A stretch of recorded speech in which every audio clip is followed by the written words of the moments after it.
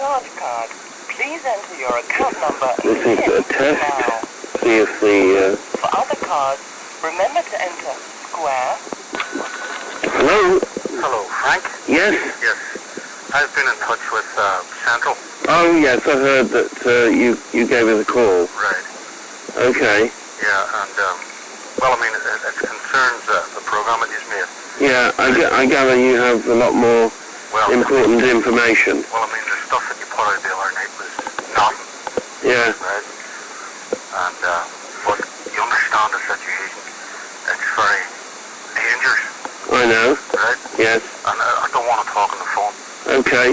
Where could we meet that is safe? You say somewhere. Well, where are you in Derry or Belfast? Belfast. You're in Belfast. Well, I would rather, if you think it's okay, meet you in a secure place like this hotel. I'll stay on here and meet you here. That way, the security's good here. I'm not therefore being lured into a place where I'm not certain of, and I can be a target. So I'm not saying you're not genuine, but we just have to both be careful. No, I accept that. That's why I'm asking for you to make for the suggest a place. Well, do you want to come here to the Culloden then? So I'll just stay on here. And what time can you be here? It'd be a time that there wouldn't be many people about there. What would you suggest a time there now? What, 7, 8 o'clock, something like that? Yeah, that will suit me fine. Whenever you can get here, really. I mean, we'll go into a private room. There won't be any people overhearing and milling about. Yeah, no, I accept that, but would there be any? Would I have to go into the Culloden to meet you? Would there wouldn't be another entrance for you to take me in or something like that? Well, so you're not seen by anybody? It's not possible in that sense. Because they do have a security system here. Right. And you have to go through the lodge where they make sure that it's a secure situation. You're not going to come in and burglarise the place or do anything nasty. So they have a permanent sort of security system where you have to go through a gate and be checked in. Yes, you see, that's the problem. Yeah. Right. Because then you have to give your name and address, and you probably. No, you don't. You don't have to do that. I can vouch for you.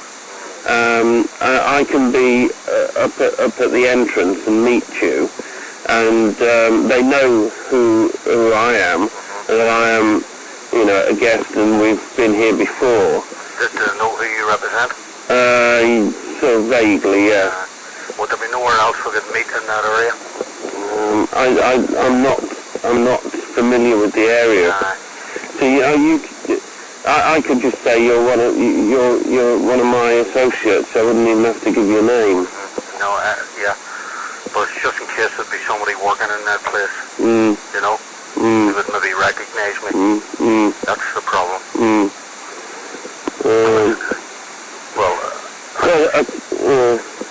Difficult. Yeah, I know. Yeah. Well, there's a car park outside. Do you know the Culloden at all? I just know the main entrance. Yeah. Well, in that where you could turn in, there is an outside car park. Right.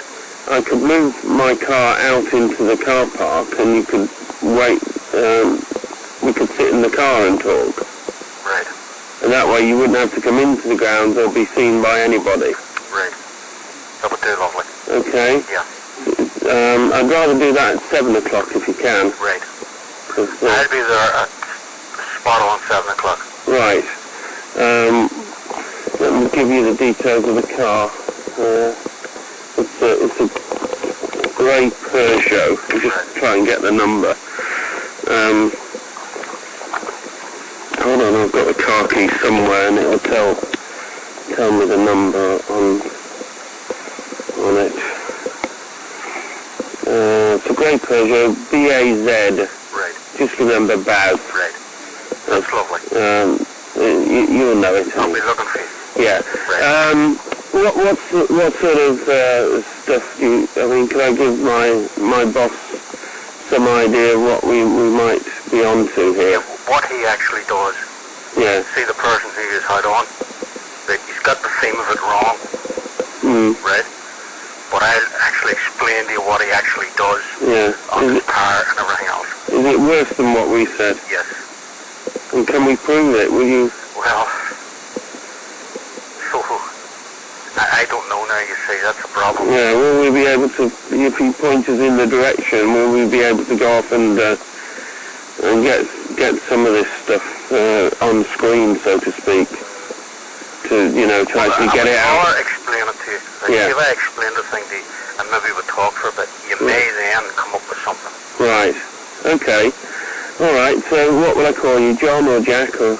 Jack. Jack? Yeah. Okay, well I'm Frank then, Right. so I'll see you at 7 out in the open car park. That'll be lovely. Okay, Cheerio. bye.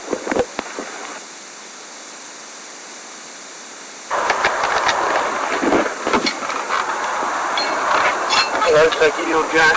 Yes. Come in. Out the window. Have you a car over here? Just in case two people turned up, that was all. We took some advice. Okay. If a couple of lads turned up, not to lock the doors and pick up quick. So it's just my boss over there making sure I'm not in. He's not photographed or anything? No, he's not. I can ring him and call him off if you like. Aye, would you please? Yeah. Look, he's got his mobile phone. Oh, is that the phone in the room? Oh, is that? Oh, right. All right. I was after someone else. Okay. Bye.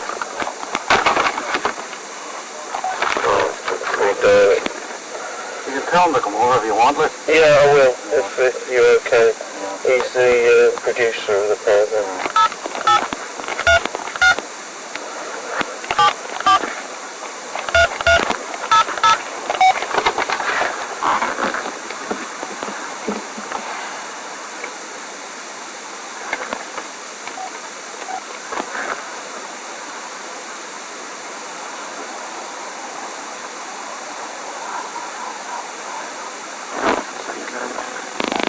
Anyway, let's sort of have a general chat. I mean, did you know our friend McGinnis? Oh, I know him very well. Yeah? I know him about 20 years, you know. Yeah. And basically, see the thing you were putting across the other night in the program, that he was in charge of the RA. He's not as such, right? It's a technical thing, right? The RA is actually split into two. There's a Northern Command and a Southern Command, right? He's in charge of Northern Command, right? He's in Northern Command OC, right? There's a Southern Command, but it has nothing to do with the Northern Command. The Northern Command basically takes in the 9 counties of Ulster, right? He controls all of that. He's also on the RA Army Council. Yeah. Right? Yeah. There's a 5-man Army Council. He's one of them. Right? Nothing happens in the Northern Command area that he doesn't okay. Yeah. And I mean nothing. Now, he's nothing to do with England. See what happens in England? He's nothing whatsoever to do with that. So The person that controls England is a South Armagh fellow. Yeah.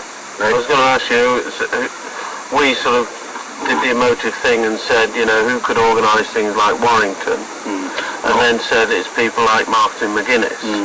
So who would be responsible for Warrington? A fellow called Tommy Murphy from South Armagh in Cullerville. He actually controls all aspects of what happens in England and on the continent. Him and a guy called Tommy Keenan. Tommy Keenan's an ex-Belfast fella now living in Carlingford. Right? They are the people who control what happens in England. Right? Does McGuinness have anything to do with that, though? Well, he would have an input, obviously. Yeah. Plus, see... So we weren't exactly wrong. I mean, Well, I mean, he's involved. Well, I mean, yes. Well, I mean, he's involved as such that he's an RA man. Yeah. And he's on the council. Yeah. Oh, he's in the RA So Army Council. yeah. So they have to give the go-ahead for what happens in England. Yeah. Right? Yeah. Yeah, fair enough.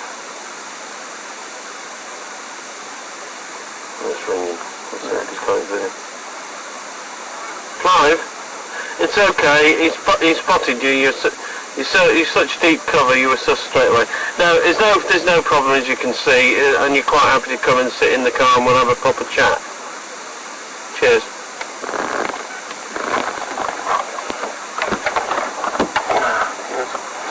Well, you may as well save the rest till Clive gets here. Basically, see the program itself, it didn't go deeply enough, right?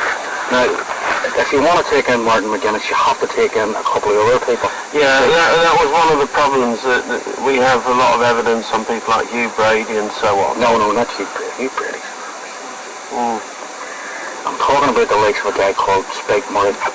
Well, Clive's been doing this sort of stuff for 20 odd years, so where those names wouldn't particularly mean much to me, Clive will know. Okay.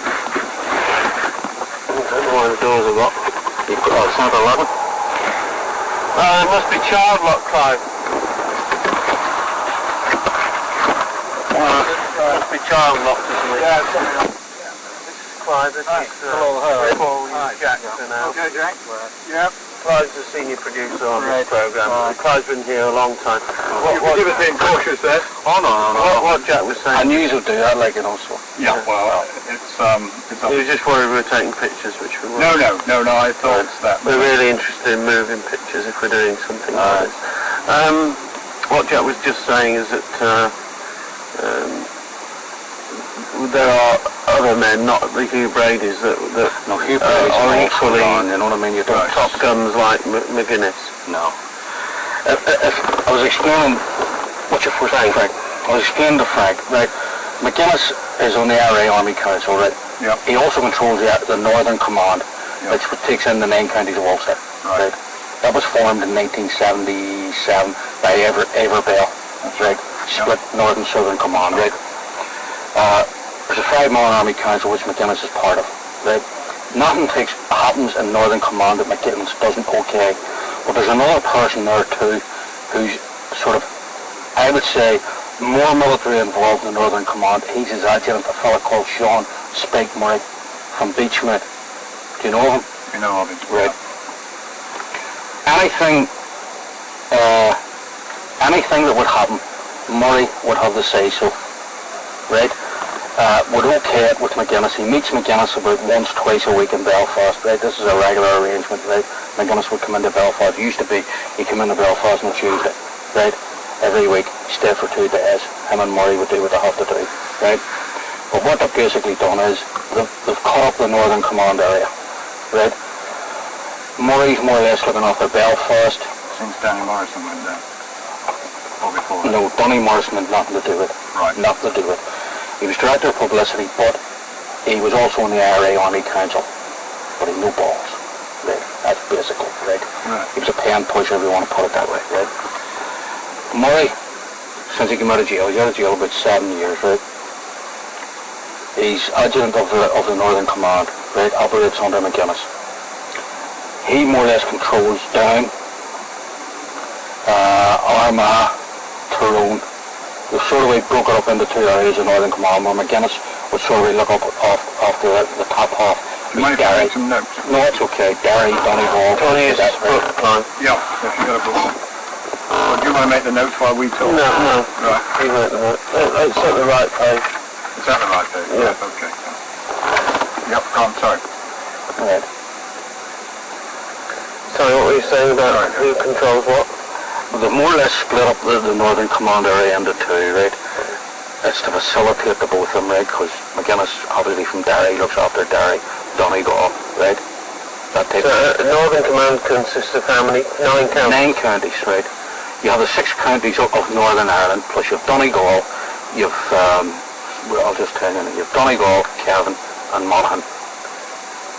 Sorry, you have more than 9 counties. Sorry, it actually takes in 12 counties, because you've Louth, you've Leitrim. That's 11, isn't it? and Most Leitrim. well, it actually takes in 12 counties, right? Right. But McGuinness is overall control of Northern Command. He is a Northern Command OC. Yeah, Right. right. Now, it was talked about that McGuinness... But I don't think Clive was here when you said he's on the Army Council. No, there's a 5-man Army Council, and he's one of them. Adams is another, right? Yeah.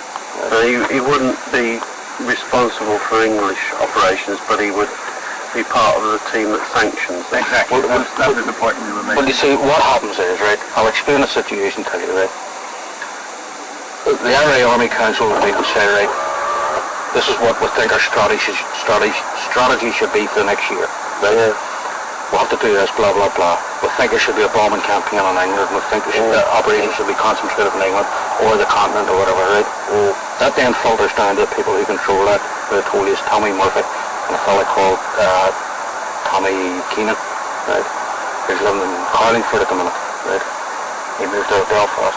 Tommy Keenan. Tommy Keenan. Any relation to Brian? No. Brian has another brother, Sean, who's involved in the RA, right? Who's actually a technical officer, right? Yeah. Everyone, you know.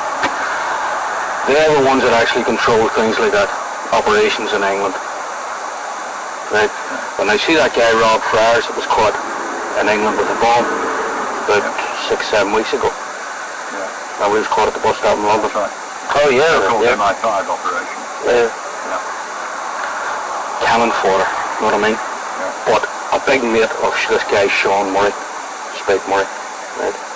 And it was actually Spike Murray who recommended him all for the England thing to Tommy Murphy. Because Murray moves in and out of that South Armagh area a lot, right? See if they're doing any interrogations of so-called informers, that's what they're doing in that area. Mostly. In Armagh. No, South Armagh. South Armagh. Yes.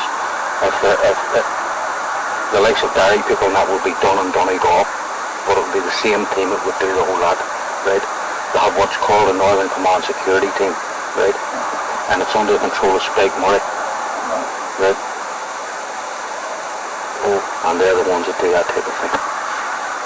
So as I was trying to explain to you, by just saying McGuinness, I don't think you went deeply enough into it, you know what I mean? Well, Because it was, he's not, you know, it was one of the difficulties. We had other people in the frame, but you know, in TV terms, it gets very confusing to the viewer. So we in the end took the decision just to concentrate on that one man because of the hypocrisy of the political situation, where our top politicians know that Sinn Féin is just a charade for the provisionals. that's true. So and you have to say the resulting furore of publicity and debate. It's done no harm. It's helped, hasn't it? It's done no harm, you know what I mean? Done no harm, it exposed him for what he is. Yeah. And see that woman that came on, and she was writing what she said, like he is an evil person. Yeah. Mrs. Hegarty. Yes, because he gave the go-ahead for Frank Haggerty, right? Frank Haggerty, Can I ask you how you know that guy? oh, No, I mean we're talking between the car. you know, You know. We talk to a lot of people who've been very trusting with us, as you can see from the nature of the program. I'm not trying to trap you or whatever. The only reason I ask you is because we only put part of what he did there with Mrs. Hegarty. And, well, I'll tell you what I know about it, right? please, McGuinness was on the phone to Frank Haggerty when he was in England. that's right, from Mrs. Hegarty. Haggerty, you see, there was weapons caught in Donegal, there was 150 rifles caught, right? Haggerty was the one that gave the information on that, right? He was then taken out, right? Brought to England, right? And he missed his common law wife, right? That's right, Dorothy. So he kept phoning back. So McGuinness got on the phone and says, look, you'll be okay, blah, blah, blah. Convinced him that he'd be okay and convinced him more, right? He then came home and McGuinness was the instrument of him being taken away and shot. Right. I mean, do you know that story because we know it because the family have told it? I mean, do you know it because McGuinness told you? Well, I know it because, if we want to be straight here, I was at the heart of things for a long time, right? Right. I'm no longer at the heart of things, right? I haven't been for a few, 2 or 3 years, right? But I know what I'm talking about, right? How close, you say at the heart of it, how close were you to McGuinness? Well, let's say, I served on the same thing that he's on. The Army Council? No. Oh. The Northern Northern Command. Command. Right. Good. I just want to know your SP. Right. All right. So were you part of the decision team to get Haggerty then? No. You see, that's a totally different thing. You see, you have to realise that the workings of the IRA and know what happens, right? You were on the Army Council representing Belfast at the No, I wasn't on the Army Council. Sorry, I mean the Northern Command representing Belfast. No, it doesn't operate that way. Right. It operates that the people that they feel can do the job, they have them there, right? It doesn't matter whether you're from Timbuktu, Belfast or whatever. If they feel that you're capable of doing a certain job, you're there. Right. And What was your talent then? What was all that? Don't want to do that. No. It's early days, Frank. Okay. Let's hope this will begin a long, meaningful, fruitful relationship. You never know, But I'm just trying to let you know that I know what I'm talking about. That's fine, Jack. I mean, we're not trying to trip you up, but you don't know us, we don't know you. Well, I know exactly, right. He's off their story. You could be a plant. No, you could be a plant. You could be anything. You could be trying to set us up in any shape or form so that McGuinness can turn around and disgrace it. That's why I ask you, for your bona fides. People have, as you can say, as you can see from the program, we wish we'd had an hour because we have a lot of material and a lot of people who talk to us from all sorts of angles. Right. So it's nice to talk to somebody who's alongside. Did you meet him on a Tuesday with? No. See, when you came here. I would have no. If I had a reason to meet him, I would have met him. Right. If I had no reason to meet him, I wouldn't. How did you contact McGuinness? I mean, what is the way he stops the security forces listening to his phone? Does he have a way of? How's it done? Well, right. Say he's an arrangement to meet someone. Well, that arrangement stands. If you want to meet him, what you would have done was go up to Derry, right? Went to Sinn Féin Centre in Derry, get somebody to get him, right? You wouldn't have talked in the Sinn Féin Centre in Derry, because they think it's bugged, right? So you'd have went round to your house somewhere, right? Yes, in the Bogside or something like that, right? And talk there. That was the crack, right? They don't talk in the centres, right? Not sure. Right. Now they do a lot of business in their centres, but hard IRA business they don't do. Right? They do, like, if you want to talk, it might shock you, we're going on all stuff about kneecapping people and stuff like that, that's done in their centres, you know what I mean? But not actually going out to murder people and stuff like that, right? That's never done in that. But the truth that they are interrogation centres, the Sinn Féin centres, and used for kneecappings and other things, and kangaroo courts. Well, what would you say about kangaroo courts? Well, what do you mean by kangaroo court? Well, what we would call a kangaroo court, which is not an official court, where people are having been.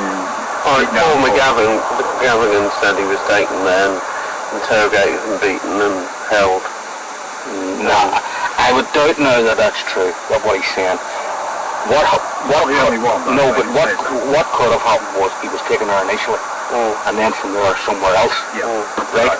Now they wouldn't interrogate him in that centre. He wasn't held. He was taken there the second time he was taken there. Right.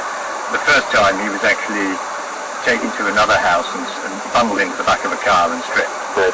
But he's not, as I said, he's not the only one that we've got talking to him about. Well, that's the start. See, when they have the standard procedure is to strip them. And debug them, right, just to see if they're wired up or whatever, right? And they usually put a boiler suit on them then after that, right? Put them in a chair facing the wall, right, and then go from there. Then go for the arms. Well, now, see where people saying now that they use a lot of violence? They don't really. Physical violence they don't use. Now, they use mental violence, obviously, It's become psychological. Exactly. It's a psychological thing, you see. They get you into a room, they blindfold you, right? Strip you. They'll have you sitting there, right? Maybe the room's cold. They make you all sorts of promises, right? And everybody being what they are, everybody's a breaking point. And they think they're going to go home, but they don't. What is McGuinness up to at the moment, Well, he's still in Commando, see? Right. But there was this is what I was trying to explain. There was a decision taken 4 years ago that McGuinness was going to step back from things on the military side and take a more political role. Why was that? Well, what was happening was Sinn Féin wasn't... See the popularity it had, say, if you want to put it in the early 80s, right? It started to wane, right? And they were realising this. McGuinness, he's fairly popular in Derry, right? Because he won the election up there and all that crap, right? So what they decided was that he should have a bigger role within Sinn Féin alongside Adams, right? Try and get the Sinn Féin going, but G up into it, right? So this is what they were grooming your man Sean Murray to take over as OC of the Northern Command. Right. And what you basically see now is that Murray has more or less taken the reins of Northern Command. Right. And McGuinness has more or less stepped up. McGuinness has still the okay everything, right? But he's more or less stepped back and is more in a political role. But he's still in the IRA, deep there, you know, very deep. Are you close enough this week to know what the reaction has been within those circles to the Cook report? In those circles? Yeah. Well, I was talking to a couple of people today now, but they wouldn't have no connection with McGuinness, right? And they're livid. Obviously, they're putting this thing out that it's British propaganda, blah blah blah. They have to do that, right? To try and discredit the Cook report, right? But I think with Mrs. Haggerty, with work, a couple of other people, I think that was the damaging ones. Yes, very much. Yeah. I think it was going to be super crashes. They thought it was all going to be Raymond Gilmore because we leaked that to give them a bit of a false sense of security, and they thought that was just the old shit coming out. Because Gilmore, you see, has been more or less discredited. Yeah, you know what I mean. You know. And Gilmore at his time, of course, was dealing with Duxie Doherty and not directly. No. With McGuinness. No. And see, Bino Casey really, he was only there a short while, right? He met McGuinness now and again, but not, you know. Not every. No. But I mean, there were a lot of other people in there who were quite anonymous. Yeah. Right. Who were certainly around when things happened. How long were you in the organisation, Jimmy? 22 years. Bloody hell. And did you start as, you must have been a young man going back to early 1970, here in Belfast? Well, actually 1969. You started in 69? Yeah. Right. You were around on the 12th and 13th of August? Yeah. So was I. Was it? Yeah, we all did daft things up and down there. The Crumlin, the Falls and the bloody Shankill in those days. Yes. Happy day. So you'd be quite a young man then? Me? No, not. I said in those days. Yes. What were you, about 23, 24? Yeah. You're getting rid of me. You're getting rid of me bit by bit. You could call it our very poor interrogation technique. Yeah, right. What? So you obviously rose up through the ranks. Yes. So were you side by side with McGuinness? No. He's the type of person you don't get side by side with. Right. He's a very cold person. So he's not. He doesn't have friends within the IRA. He has what he calls comrades, but he doesn't have friends as such. Right. He frowns on womanizing. He frowns on drinking people and stuff like that. Right? He's a very moralistic person. There's a suggestion that he has a drink problem because his wife seems to buy an awful lot of vodka each week. I don't think it's him. No, I think it could be her. Yeah, well, I've heard both ways. Both sides have suggested. That would be understandable. That must be difficult to go to bed with a man who has so much blood on his hands. Well, you see, the thing is, you people living in England just don't realise. A lot of women who are married to Irish men don't think of it. You know, their husband goes out, that's it. What they do, it's their business. Yeah. We're looking to make a programme to go out this coming Tuesday, and we'd like to have some new material. We've got some, obviously, that we haven't used. Is there anything you could point us to that would, you think, would hurt him further, that he would know we've got right to the heart of things, that nobody else knows and we could expose on television? I mean, we could do what we did last week and put the voice over as an actor, with the information, if we could check it out and verify it and corroborate it. How do you check out some of the things I would tell you? You know, it's, Well, if you tell them us, we've got our own sources. yeah, obviously you have. And other people who might have known about it. What Jack's worried about is that there are instances which are specific and only specific to yourself, Yes. and that you are identifiable by that. Yeah. Obviously that has been the situation with everybody we have talked to, and we have been very careful to make sure that everybody in the program, there was no way that anybody could get back to them. So we've been very careful on that. What all those people who you talk to, you know, who are anonymous in the program, who were given a pseudonym, we knew were genuine what they were telling us, but we only took out small bits of very long statements and affidavits from them. So from that point of view, it was, you know, we're not They can't tell. We already know they've tried checking and they can't find out who these people are. We're not in the business of getting people shot dead, James. I mean, that's not what we're after. Well, you see, things that I would be giving you would be people's lives we'd take it, you see.